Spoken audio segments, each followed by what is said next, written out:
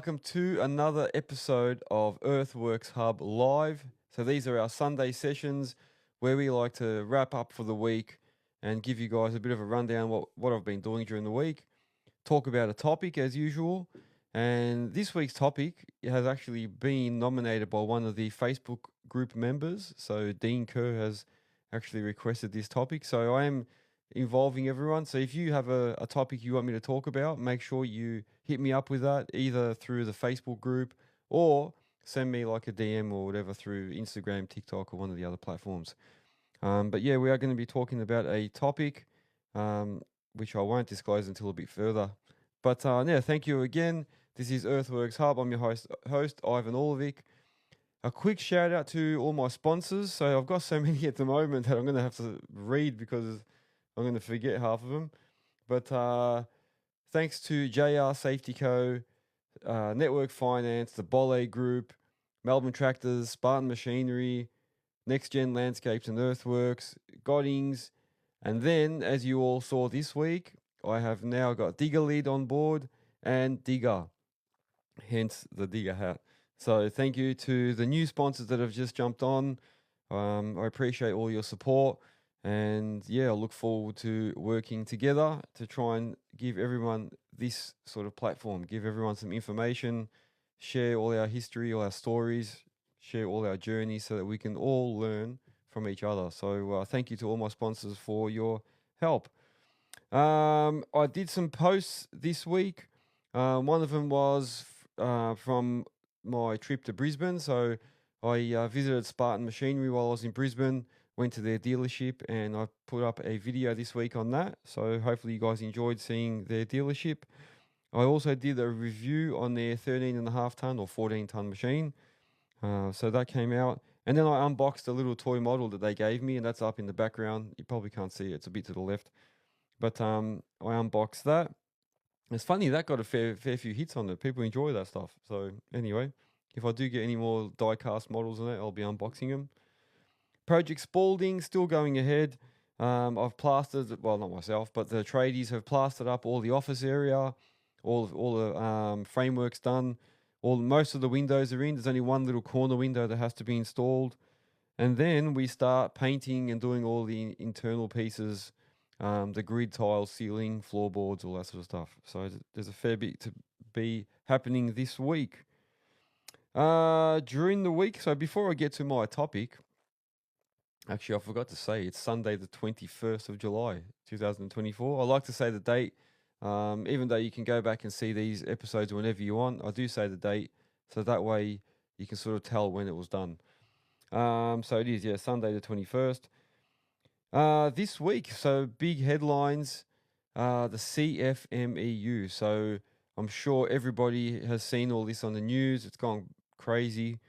I can give you a quick rundown if you haven't been made aware. But in short, basically the National Construction Union leaders have placed the Victorian CFMEU into administration. So they're going to appoint an administrator to try and clean up specifically the construction in section of the CFMEU. And if you're wondering what's all happening, apparently there's all these allegations and reports of underworld figures infiltrating, and bikie gang members and stuff becoming, members of and leaders of the CFMU. So there's all this stuff going on. Yeah, I'm sure there's going to be a lot more information coming out. So if you keep an eye out on the news, but yeah, very very interesting, very interesting reading on that. I especially love how all these politicians are coming out as shocked to hear about these things.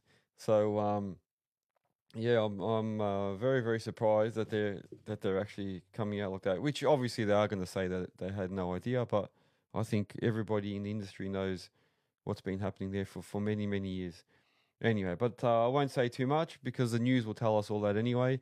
But yeah, just some interesting stuff going on there. It'd be good to see what unfolds. And somebody asked me if I could talk about what effect that would have on the civil industry, or the civil construction, and what's going to happen with all the civil companies and what's going to happen. I don't know, to be honest. I don't know exactly what's going to happen. I've got a couple of opinions of what might happen. I think there might be a huge influx of people possibly coming out of the union jobs and trying to move into all the the subdivisions and stuff, which might not be good for all the people that are in the subdivisions at the moment. There might be pay reviews because obviously the union's done really well to try and increase all the rates and stuff. Now that might all start getting reviewed. I'm not sure. I'm not sure. We'll have to play by ear. I've never encountered this situation, so it would be very interesting to see how all that pans out. We got somebody here, Jack Healy, saying won't happen. Government and union in bed together. It's all a wank, and we'll pretend to do something for a few weeks till we all forget, and then business as usual. Yeah, you know what? I would not be surprised. Would not be surprised. So I don't know. I don't want to say too much. I've had minimal dealings with the CFMEU. I joined them when I first started my excavation business, thinking that I had to do it. I was under the impression we all had to be part of it, but then I discovered you don't have to. Didn't really get that much benefit out of it as an owner operator, and then I sort of stepped out of it. So, and I've never really gone back. So, yeah, not really like union affiliated or anything like that. But I'm not against them either. Yeah, so if they're doing good things and increasing rates, making jobs safer, making sure that keeping all these big builders and that in line, well, then it's good that we've got them. But we don't need all the other stuff that's happening at the moment. Anyway, that's not my topic for this evening. My topic is a nice, humble topic. So we've had Dean Kerr, one of our Facebook group members, has asked for me to talk about the methods and or products that I use to try and maintain or clean my equipment. So in particular, like grease and things like that. So you know what? It's a good one. I think it's a good topic. You see a lot of guys discussing how they love their cabins in their trucks or in their machines to be spotless. We have guys that polish their machines relentlessly, guys with trucks with chrome wheels and stuff. So it'd be good to talk about what I do, and then I'll open it up to you guys. So feel free to just put your what you guys do as well. But I'll go through what I do. So before I start, I'll talk about a couple of products as well that I use. So I'm not getting any commissions or royalties from these guys, but I'll say what I use because I think they're a good product. Koza from on TikTok is saying anyone can say they can make a job safer. It is true, yeah. He's referring back to the union stuff. So the first thing I want to say is never use barbecue cleaner on your machines. And that comes from a story that I'll tell you about now. I had an operator, and I'm sorry if he's listening. I won't say his name, but in case he gets embarrassed. But it was good at the time. So I was doing a job with one of my 5 tonners at a house. We were cleaning up, scraping the backyard, doing, I can't remember. Oh, we were preparing, that's right. We were cleaning up the backyard so they could get ready to build a unit at the back of their property. And I left my operator there. At the end of the day, I came past to see how he went, and I saw the machine look spotless. So it was a 5-ton Kubota, spotless machine. And I said to him, "Wow, how'd you clean that? Did you give it a good wash?" And he said, "Oh, I found the best thing ever." And I said, "What'd you use?" And he showed me. He said the owner had thrown out some rubbish, and he found a can of barbecue cleaner. And he said, "Yeah, I use this stuff." And he goes, "You see, it cleaned everything. It took all the grease off, and that was really good." So he sprayed the machine with it, let it sit and bake on there, and then he wiped it all off.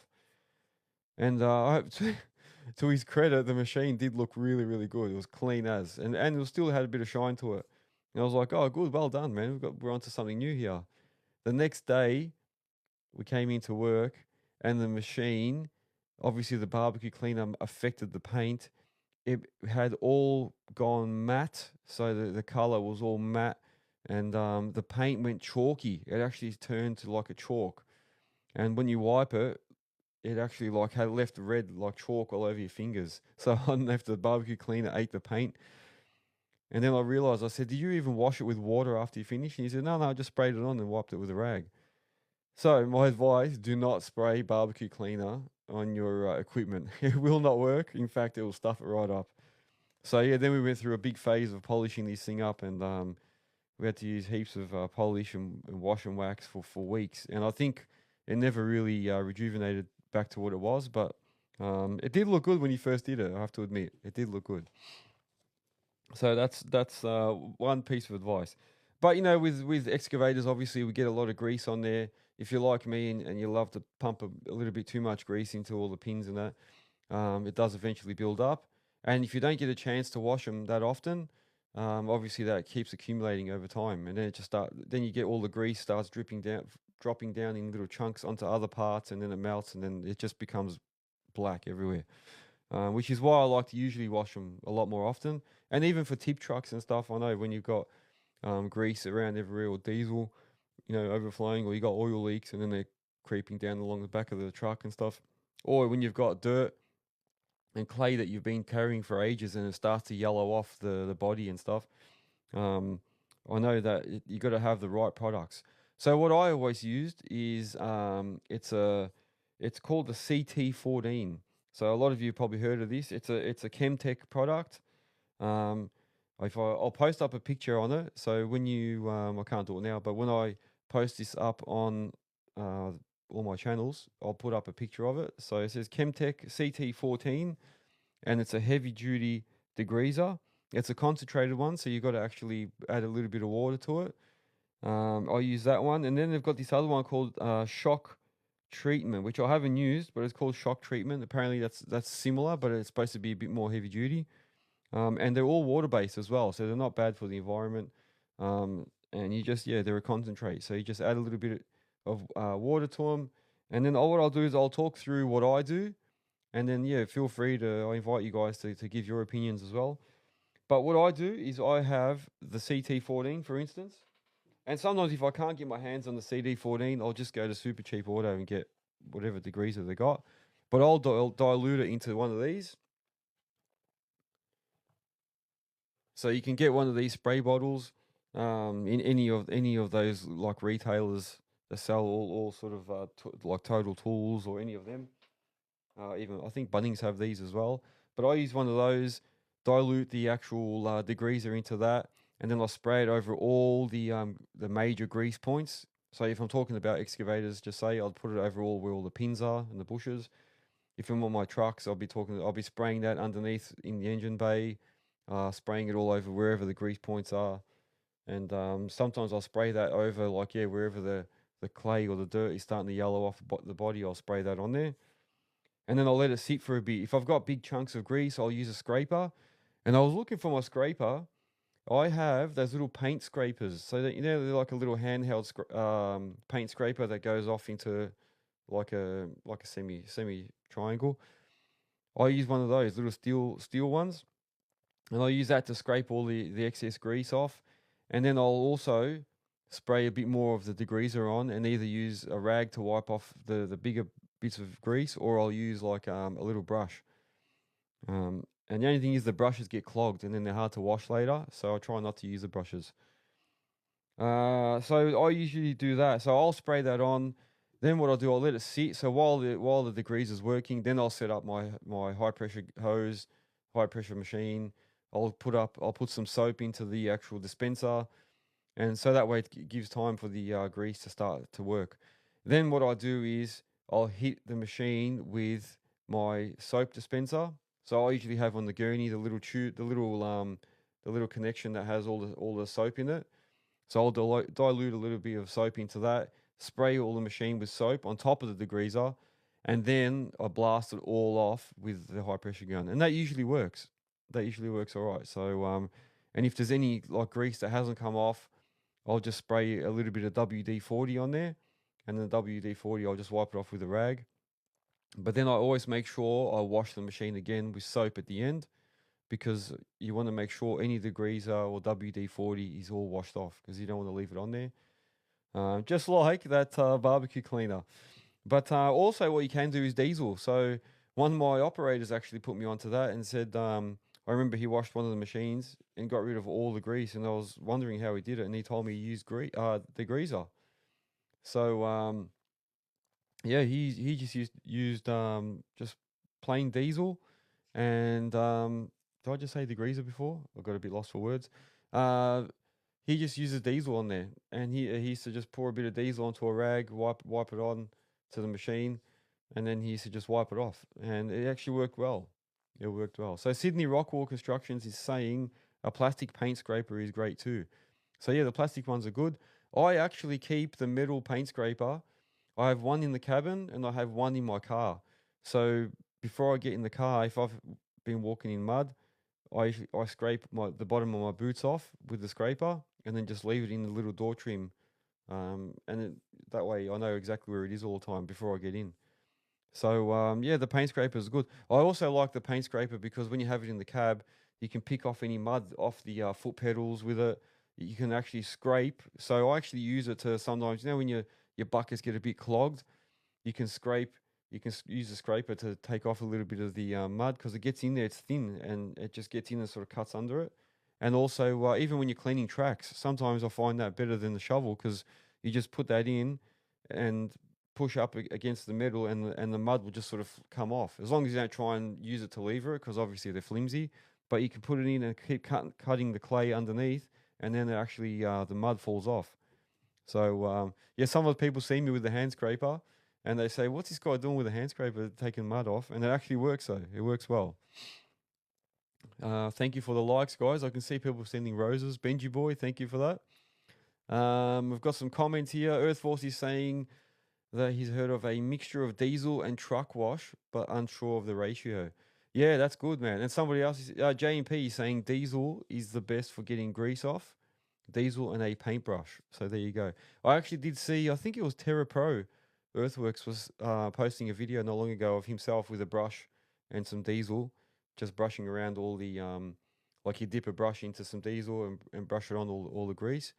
So that's good. And Nugget haulage, I think it is. Nugget with those Komatsus, he's always keeping his machines really clean. He'd be someone that would be able to comment on this. What else? So after washing the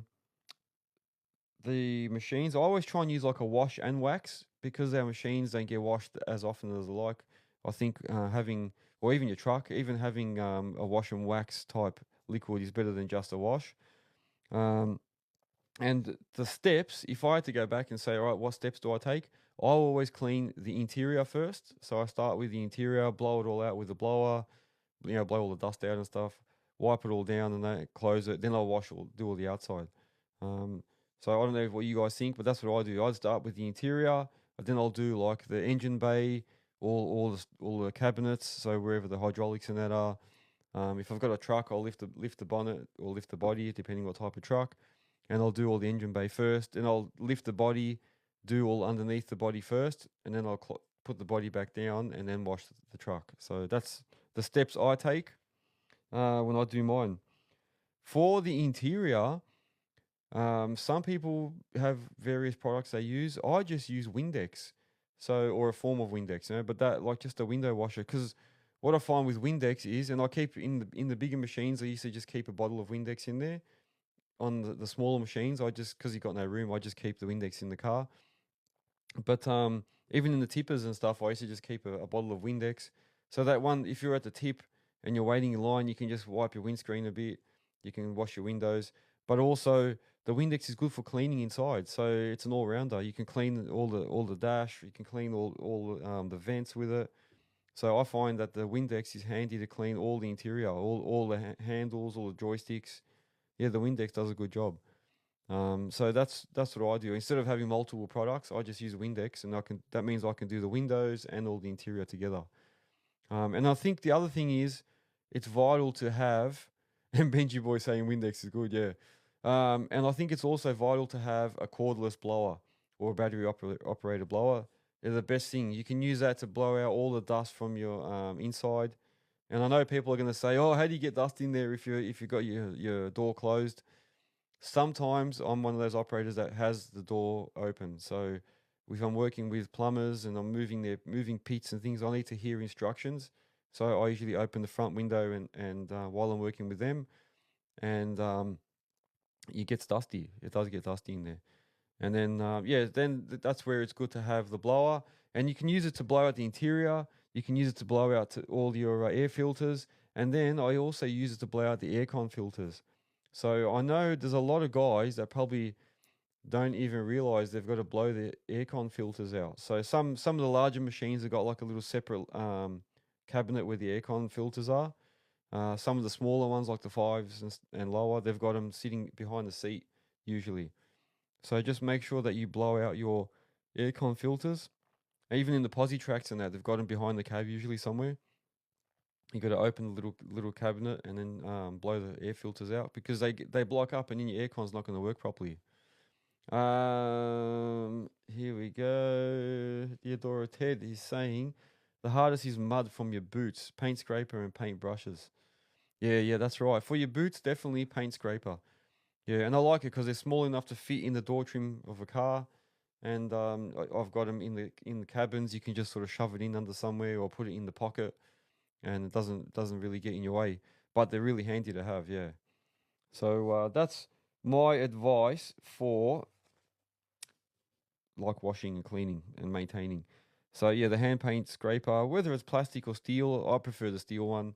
But the plastic is good if I suppose if you want to scrape grease off painted surfaces. Yeah, maybe it's probably better than a steel one because you're not going to scratch the paint.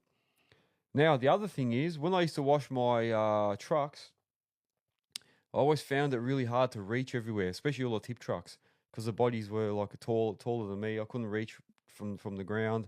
I hated going up and down little step ladders. Then to do the cab, so especially one of the Fusos I had was really tall. It was a cab over, so it was really tall. So I found this product worked the best for me. I've got it here with me. I'll just show you guys. So it's one of those little flat mops. So this is a flat mop.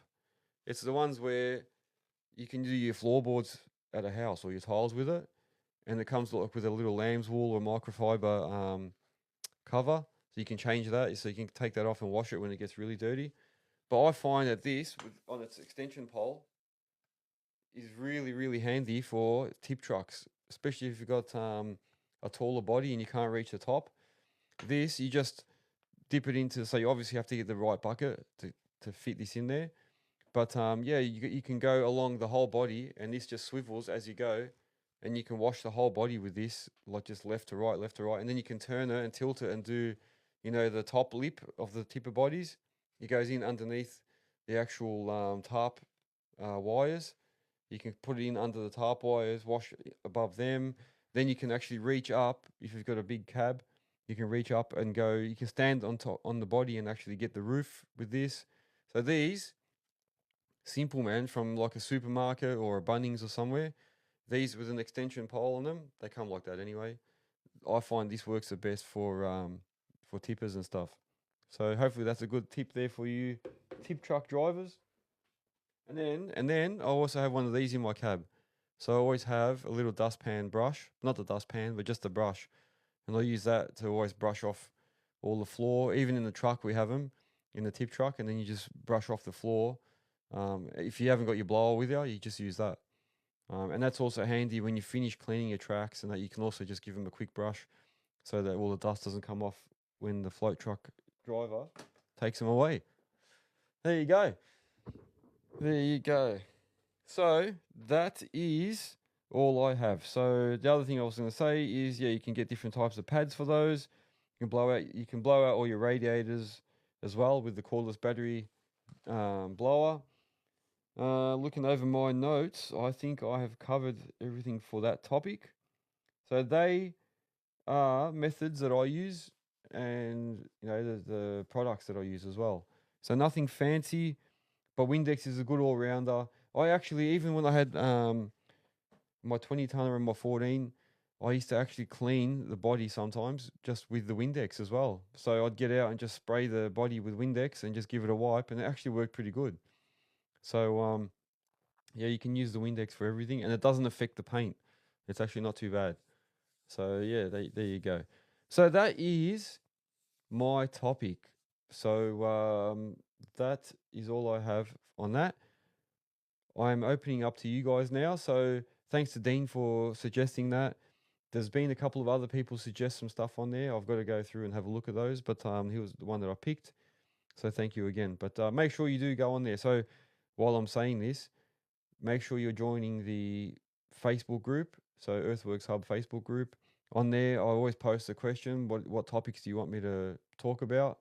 You can go on there and include yourself. And also what I've been doing is, if I see people looking for operators or operators looking for work on other groups or other messages and that, I post it up on there as well. So just trying to help everyone out. And then also go onto my Instagram, go onto my TikTok, go onto my YouTube channel, share the shit out of it, follow, subscribe, like, all that jazz, So please make sure you do that to support. And yeah, through those program platforms, you can also request if you want topics. If you're not on one or the other, you can hit me up on either one. Also on the Earthworks Hub website, so I'm sure everyone knows what it is now. So the Earthworks Hub website, you can list your business on there so that we can all use your services. So if you haven't done it, make sure you put your business on there, yeah, so that everyone can see your business and call you when they need something. So it's for the whole earthworks industry.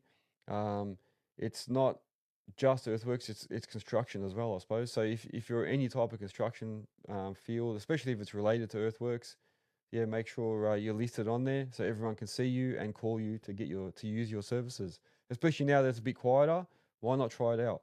See what happens. You might get some work out of it. You got to try different things. But we've had some listings this week. Here we go. I'll read them out. So this week we had JDS Earth Moving Group from Victoria. Obviously, Diggerlid have advertised on there as well. Godings have gone on there, so they're obviously two sponsors that have gone in and listed themselves. Sydney Rockwall Constructions has gone on there from Queensland. And then Terra Pro, the Terra Pro was from last week. Yeah, so we've had a couple on there this week. Make sure you do go on there, yeah? Jack Healy is saying Windex on chrome rims works really well. There you go. I didn't know that. I remember, I'll tell you a story. I had one of my old Mac tip trucks. Yeah, one of my old Mac tip trucks had chrome wheels, but they were sort of let go, obviously. And I thought I'll chrome them up. And I remember I spent two days flat out. I bought all this chrome polish and stuff, and bought all the little drill attachments. All the little balls that you can put on the end of the drill to polish it. I spent 2 full days polishing those rims, and they actually came out really, really good. You can probably see that on one of my old posts, like from years ago. And then on that Monday, so that was Saturday and Sunday, I spent all day on it. Monday, it rained and we worked, and my wheels just got demolished in the first day. And I tried to keep them going for another week or two, and I just had enough and just let it go. I gave up. It was just too hard. JMP Excavations. Oh, Earthforce is saying doesn't fade the paint to JMP. He must be talking about the diesel. Yeah, no, apparently it doesn't. Yeah, so Earth Force, yeah, apparently it doesn't. The diesel won't actually affect the paint, but you do have to wash it with water after you finish with it. Yeah, I would highly recommend washing it just to make sure that there's no diesel left on there. I suppose if you think about it, how many times have you spilled diesel over your machine when you've tried putting machine, like on the smaller machines? Sometimes we used to use jerry cans, and sometimes you spill diesel on it, and it doesn't really affect it. It's not too bad. But I always try and pour a bit of water over it if that happens anyway. Ooh, here we go. What's happened here? Stevie Please. Stevie Please is saying a guy at work rolled a 13-tonner. Have you or your employees done that? Huh. Oh, that's a good question, yeah. Yes, one I haven't personally, but my employees have. So I've had two situations. I can tell you about two things. So one was the posi track. So I had an operator go out to a job out in regional Victoria. He took my what was he in? No, he was in the tipper. So he took the tip truck. So we used to get the ramps, reverse the posi track up into the back of the tipper body, push the ramps in, close the door. He was still relatively new on the posi track because he was more of an excavator operator. So I got him trained on the posi. He went out to this it's like a farm. It's pretty, like, it was pretty rural. So he went out in the middle of nowhere, went to unload the machine, and what he did was he put the ramps out, started going down the ramps, and he had the 4-in-1 bucket holding the smudge bar, and he lifted the smudge bar as he came to the tipping point at the back of the truck. He lifted the smudge bar up to see the bottom of the ramps, to see where the ramps are, and started going down the ramp slightly, and then the weight of the smudge bar being up so high dropped the machine forward so much that it actually lifted the back of the machine up. So he was sort of doing an endo, and the smudge bar sat on the ramps. So basically he went down the ramps endoing. So he had the front of the tracks only on the ramp and the smudge bar, and slid all the way to the bottom and then landed on the ground like that. So basically the door for the posi track was facing the ground, if you know what I mean. So the bum of the machine was up in the air, and it was just enough room for him to turn the machine off and open the door slightly and fit through the door out from under the machine and get out. So that was a nightmare. Lucky the machine didn't get damaged. However, we did lose a lot of oil in that, and it all came down through the engine bay and stuff, and came out into the cab. So we had a big process fixing that. Another one, I had a guy also in the posi track. We were doing a job at the airport, of all places, and he had a bucket too high in the air with the posi track, and as he was flying along, he hit a soft spot in the ground, and he had a bucket full of crushed rock. So the weight of the bucket tilted him forward, and then the machine landed forward onto the bucket, and then in panic he pushed down on the controls, which made the actual machine tilt more, and then the bucket open. So that was the same sort of thing. He just ended up endoing, and I think that's happened to a few people, yeah. And then machine wise, I had two issues. One of my workers rolled the 1.8 tonner. So he finished doing a trench. So I wasn't there, but they told me what happened. Apparently, he finished doing a trench for some plumbers with the 1.8 and got himself into a corner and didn't realize that he can't get out that way. So he had to track back sort of through where the trench was. And he tracked too close to the trench and actually slid into it and rolled the 1.8 into the trench. And then the worst thing was that in panic mode and thinking that I was going to kill him, he tried to rectify the problem and got a bobcat that was on site to lift it by the 1.8 ton, by the cabin, because it was open cab, but by the actual, they lifted it from the roof, bent all the roof, bent all the panels on the machines, pulling it out sideways. In fact, made it worse. And then he was in there trying to spin around and get himself out, and then kept damaging all the sides of the machine. So pretty much ruined the 1.8 tonner. So that was another issue. And another one was an operator was in the 5.5 tonner and was doing some, what was he doing? Oh, he was backfilling some electrical trenches on the civil job. So they did some electrical trenches, put in all the electrical pits, and all the Telstra pits. And then they asked him to track along the electrical pit. So he was tracking alongside it, reaching over and picking up crushed rock, and then turning sideways, and then putting a load of crushed rock around each Telstra pit. But being a zero swing 5 tonner, as soon as you load up a bucket with rock and put it sideways, the machine tends to tilt, which I don't think he sort of thought about. And he went full reach with the bucket, and lucky the Telstra pit was underneath the bucket, because he started tilting sideways and got the machine almost totally sideways, and the bucket landed on the Telstra pit, and that saved him. So if that pit wasn't there, if the trench was just there and the pit wasn't installed, his bucket would have went down deep into the trench. The machine would have went over. So the Telstra pit saved him. And then they had to get the backhoe to pull him out. And the funny thing is that that's a story where I didn't find out about that from my operator. I actually had to find out through someone else. So I don't know if that's a good thing. Sometimes it's better not to know things, but I'll rather know. So some advice for people that are operating: if you're operating for someone, no matter whether you think you're going to get in trouble, or you're going to think you're going to lose your job or whatever, you're better off telling your boss what you've done than not telling him, because it might lead to something worse. You know what I mean? And then in that moment of panic, trying to rectify and quickly fix things, you can actually make things worse. So you're better off just stop, think about it, call the boss straight away, tell him what happened, and then work out how you're going to recover the machine safely without damaging it, and also damaging other things. Because, for instance, those Telstra pits, if you broke that pit, I'd be liable to pay for that pit, liable for the repairs on the machine, and everything. So, yeah, um, having multiple operators and that can be interesting. So that's hopefully that answers your question. I have had a few things happen. Yeah, that's for Stevie. Please, hopefully you're still on board. We got Mola Excavations joined us as well. I haven't seen that one yet. Thank you for joining, Mola. What else is there? So yeah, so we've spoken about machine rollovers, spoken about what products and what things I do to keep my equipment clean. We spoke a little bit about the CFMEU. What else do we talk about? About the week.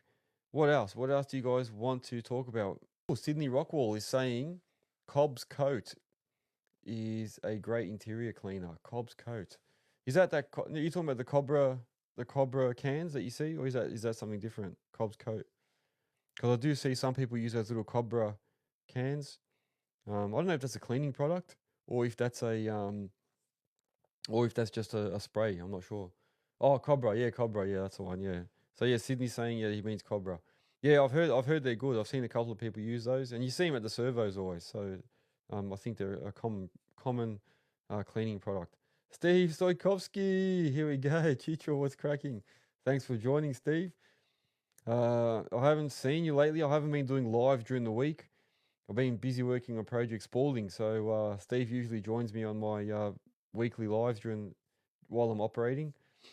And Earthforce Excavations is also saying, yeah, the Cobra cleaner is the Cobra coat is a good product.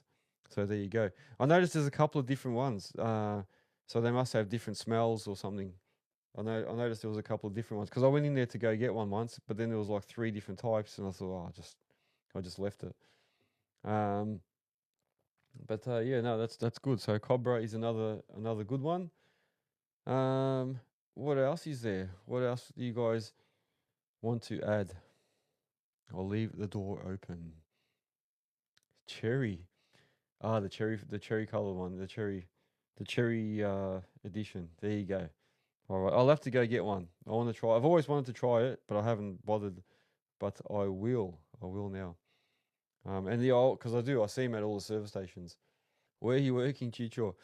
Steve Stoikovsky's asking where I'm working. Yeah, the last week or two, I've been really just working at Project Spalding, so I haven't really been on the machine much. We did a lot of framework, plastering, all the curbs for the car park area.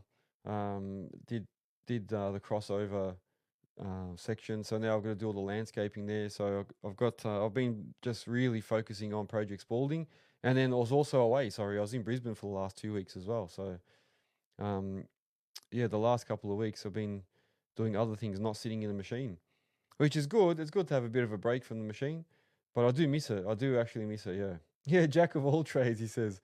Jack of all trades. Yeah. Mickey, is that Mickey Weapon? Is saying in the windscreen washer bottle, I run bars bugs diluted with water and it goes all right. Oh, the bars bugs. I know which one you mean. It's got a little it's like a white bottle with pictures of bugs on it, like green bugs. I know which one. I've used that as well. Yeah, it's funny you mentioned that because I didn't even talk about the windscreen washer bottle. Yeah, you can definitely put like a diluted soap in there for windscreens. I usually just put water because I go through so much of it. But yeah, definitely having something like that, the bars bugs will help. So yeah, there's another point for everyone. Yeah, I remember that actually. I forgot. I've still got that bottle somewhere. Oh, Godings. Here we go. Godings are saying anyone that comes into Godings stores and mentions Earthworks Hub gets a free Kubota beanie. Oh, there you go. How cool is that? So guys, if you missed it, Godings Kubota, so they're in Rockbank and Geelong in Victoria, are saying that anyone that comes into Godings and mentions Earthworks Hub will get a free Kubota beanie. Check it out. Make sure that you take the opportunity. Go and see the guys there. Like I was saying, they're in Rockbank and Geelong. They're a sponsor. They're also a long term supplier for me as well. So I've used had a lot of Kubota machines, and they've always been really, really good to deal with. So yeah, no, definitely, yeah, take the opportunity, guys. So yeah, Godings, Rockbank, and Geelong have announced a free beanie for anyone that comes in and mentions Earthworks Hub. I like it. Thank you so much for that. Thank you. Um, if you haven't been to the Earthworks Hub website, I know I'll keep mentioning that you can list your business on there, but also if you've got a project and you need some type of service or a supplier or something, go on there first and see if you can find someone, because there's a whole bunch of people on there already. So let's try and use the services of the people that are using that website. But also on my website, you'll have not only my latest YouTube videos and my latest podcasts, but I've also got some really, really important links on there. So I've got links to Dial Before You Dig, or Before You Dig now they're called. So I've got links to Before You Dig, the National Heavy Vehicle Regulator, WorkSafe, and Are You OK? So if you need to use any of their services, or if you want to find out information, yeah, just go on and click on the links and you'll get taken there. So, and also you'll see on the front page all of the partners slash sponsors, affiliates. So you can also click on their little logo, and that will link you to their website if you want to go direct. So yeah, no, I think I will start to wrap it up here, guys.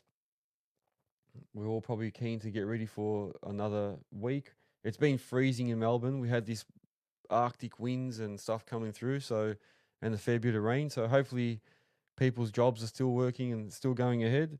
If not, enjoy a couple of days at home and catch up on some maintenance if you can, or spend some time with your family if you have to, or go and catch up, pay some bills, go and buy uniform or parts or whatever you need. So use those days wisely. Don't just do nothing. Or if you are always usually flat out, use them as a rest day. But guys, I'm going to start wrapping it up. I appreciate you all coming on here and listening, and also giving your feedback and giving some responses and all your input. So make sure you join me here every Sunday, 8 o'clock, for our live sessions. Take advantage of the offer from Godings in Rockbank and Geelong. So free beanie to anyone that mentions Earthworks Hub when they walk into the store. If you do get a beanie, let me know. Yeah, that'll be good to see if anyone actually follows up on it. Take a photo of the beanie, yourself with the beanie, and post it up. Appreciate you all coming on. Thanks for listening. Share the shit out of all this. Let's make it knowledgeable to everyone to join me here, and have a good week. See you on the next one, guys.